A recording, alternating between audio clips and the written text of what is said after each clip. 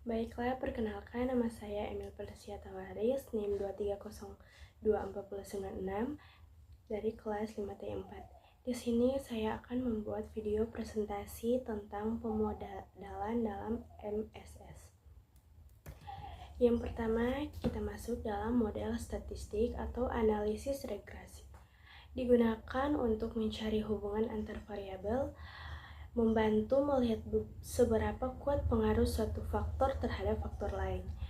Yang terakhir ada biasanya sudah tersedia dalam software pendukung MSS.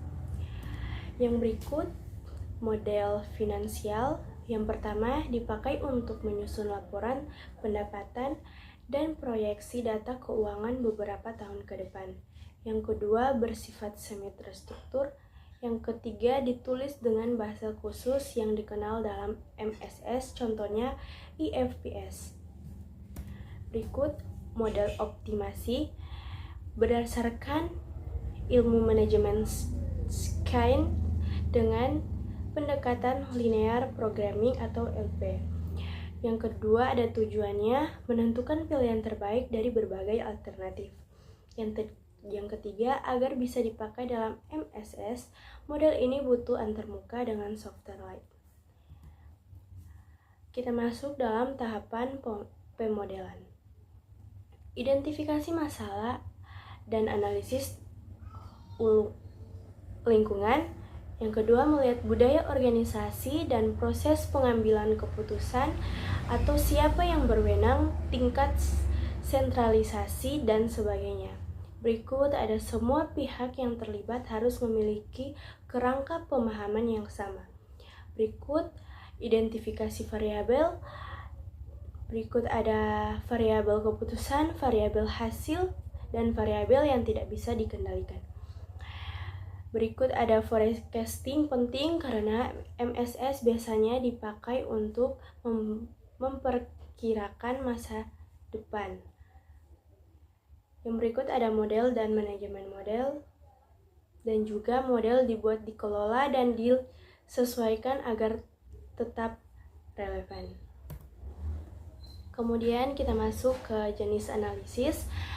Yang pertama ada analisis statis, yang kedua menggambarkan satu kejadian pada satu variabel pada satu interval waktu. Yang ketiga asumsi kondisi stabil. Yang keempat contoh pendapatan tahunan, kondisi tahunan, keputusan membuat atau membeli produk. Yang kelima ada analisis dinamis. Berikut ada menggambarkan situasi yang berubah seiring waktu.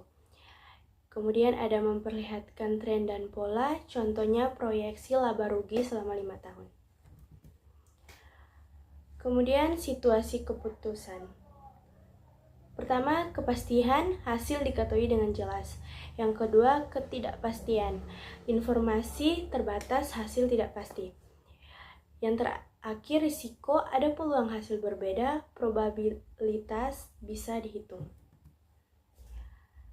Representasi grafik modal.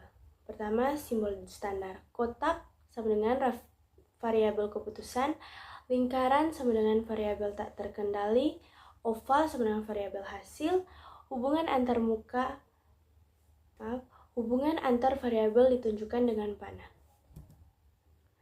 Contoh model laba.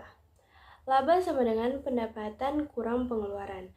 Pendapatan sama dengan unit terjual kali harga.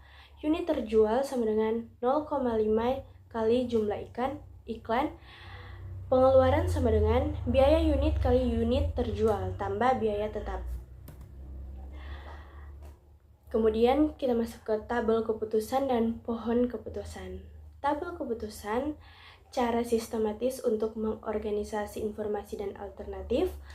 Pohon keputusan, alternatif tampil tabel dalam bentuk grafik yang lebih ringkas dan mampu menangani masalah lebih kompleks.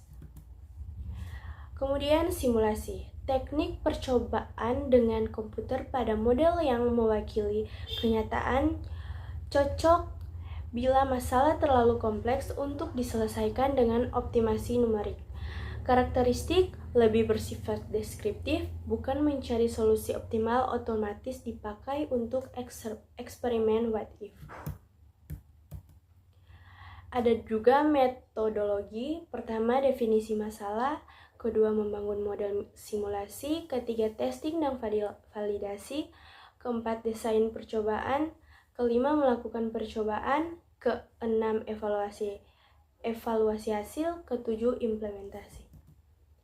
Ada juga variasi, yang pertama ada simulasi probabilistik atau Monte Carlo, yang kedua ada time dependent versi time independent, yang ketiga ada simulasi visual.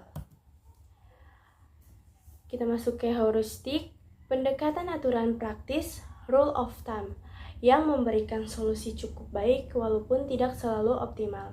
Yang kedua, cocok untuk masalah kompleks yang sulit atau tidak ekonomis diselesaikan dengan optimasi. Kemudian, kelebihan, cepat, hemat waktu, mudah dipahami, sering memberikan beberapa alternatif solusi yang layak. Keterbatasan, bisa terjebak pada solusi lokal, bukan global. Tidak selalu mempertimbangkan dampak jangka panjang. Yang terakhir, kesimpulan. Pemodelan dalam MSS berfungsi membantu manajemen mengambil keputusan dengan lebih cepat atau tepat. Model yang digunakan bisa berupa statistik, finansial, optimasi, simulasi maupun heuristik. Analisis dapat bersifat statis atau dinamis, dan keputusan diambil dalam kondisi pasti, berisiko atau tidak pasti. Intinya, pemodelan membuat proses keputusan lebih sistematis, efisien, dan terstruktur.